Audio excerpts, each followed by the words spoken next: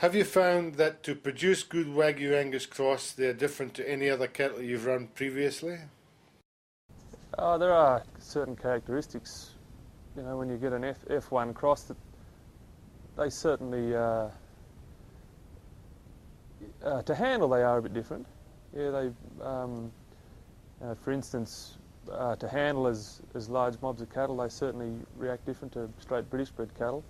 They're often sort of, quiet and poke about, whereas if you were to mix a straight British bred mob and an F1 mob of cows in a paddock, they probably graze in separate mobs, and then when you pick them up, by the time you get to the other end of the paddock, they're separate again, with F1s trotting along and British bred at the back lagging. They're a little bit different, but management practice-wise, they get handle the same treatment. Absolutely. Yeah. Has it changed the way that you manage the cattle of these crossbreds in terms of preparing for weaning and those kind of things? Our day-to-day management wouldn't have changed a lot, I wouldn't have thought. We still have the same joining period, weaning at the same times. No, I wouldn't say it has. It's probably more the record keeping and attention to detail, and also the follow-up of data after we sell the cattle. That's probably a lot different to our previous straight bred commercial operation.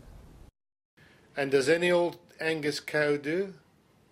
Wouldn't think so. No, I think there have probably been a few F1 projects that have come undone by people joining any old Angus cow, as you say, out of the sale yard or just privately in the paddock, joined to ex-Wagyu bull, and quite often F1 calves are sold with the vendor not really knowing the Wagyu genetics or the Angus genetics, and that's probably a bit of a lottery where I think us and others, have really identified that it needs to be a really premium Angus cow herd used, and probably a medium to large frame cow herd, not a traditionally sized Angus cow herd,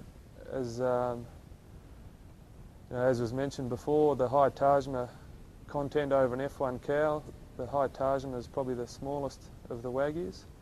Therefore you need a reasonably large framed Angus cows to carry that calf through the feedlot to get a decent carcass weight as well as high marbling. Do you follow the cattle through to slaughter and get feedback that way? Absolutely, and that's something that I'd recommend. AIing with proven bulls out of a proven cow herd is probably quite safe, and you may be able to get a predictable result. However, we're using some of our own bulls in the paddock. We think we're buying proven genetics, but really it's on pedigree and that's it. And as you know, even full brothers can have a lot of variability. So that carcass feedback is important to you? That's right, yeah, and I think for our own sake to go on confidently reusing bulls and possibly even identifying an elite bull of our own to collect and use ourselves or sell semen, and as equally as important to identify a bull that isn't working and isn't achieving high marbling results and to remove him from the operation. Do you single sire mate your Wagyu bulls? At this stage we've always single sire mated, probably pretty typical to our old 2% rate. On large they've achieved high conception rates, and that's certainly made our management a lot easier when we go to market the cattle, that they're all sire identified and that they all calve within the designated joining period. However, the F1 market certainly does seem to handle multi-sired progeny, as long as all of those sires, I guess, will fit into that end market as far as the genetics go. Do you think that will tighten up in future by needs for higher quality consistency in the marketplace? I would have thought so, although at the moment it certainly doesn't seem to be that way. there seems to be a lot of markets that can be sold as multi-side F1s. But I believe at the moment, while it's quite a small industry, I guess, as it grows and people will be chasing more consistent product and higher quality marbling, then they'll probably be looking for consistent proven bulls. Tell us a little bit about your F1 animals that you sell off the place. What weight do you sell them off at? Just the last 3 years, we've gone back to the live trade with our F1 steers. It's typically about a 250 to 320 kilo live weight spec, and we're weaning about 8 to 10 months. I would think they'd probably, previously out of our straight Angus commercial herd, I would think probably first cross Wagyu calf would wean somewhere 30 to 40 kilos lighter, and then on a second cross Wagyu possibly another 30 kilos lighter again. So are you depending on the premium for the Wagyu to make up for that lower weight? Yes, absolutely. Yeah, and there is an option to sell calves on a per kilo rate or a flat head rate. And for us, we've taken a flat head rate with our steers recently, and that enables us to pretty well sell them all off the cow. They nearly all meet that weight spec. That live export goes to Japan. Have you also sold into feedlots in Australia? We have done in the past. Normally at a bit heavier weight, even up to sort of 450 kilos live.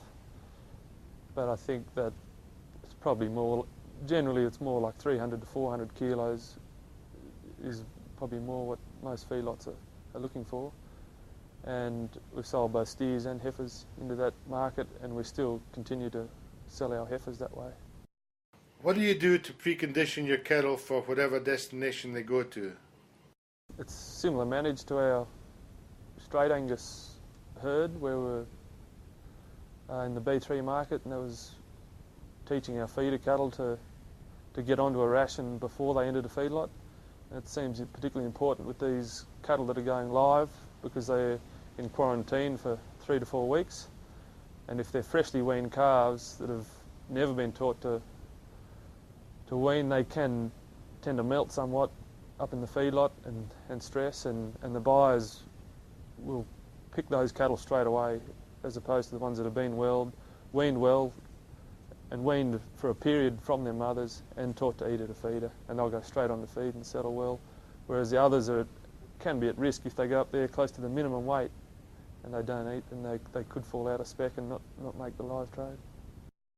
Have you bred back any of these F1 females back to a Wagyu bull to produce what the Wagyu industry calls an F2? We had done only in very small numbers. We'd kept a few out of several age groups. Some early had been sort of high Tajima F1 cattle, and some had a higher Shamani content, which are larger frame and higher milking, and they've certainly gone on to have a better F1 calf, with the second cross being a high Tajima bull.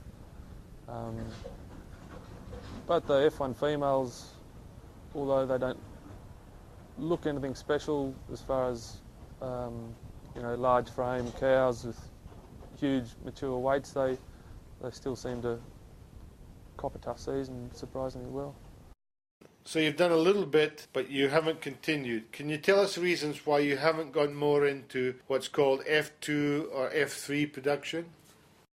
Sure, I guess for us, for an F2 or F3 job, I believe they're similar weight specs, and for us, a typical New England season with 6 months of really good growth and 6 months of pretty well nil growth, when we're weaning into winter, it's very hard for us to go on and background our cattle to get extra weight, and a very small proportion of the F2s make it straight to the spec, whereas virtually all of our F1s go straight into that weight spec.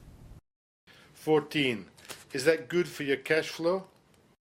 Yeah, it certainly is. Yeah, and I guess you do have the option to background them to feedlot weight as well as selling them straight to the live trade or to another backgrounder.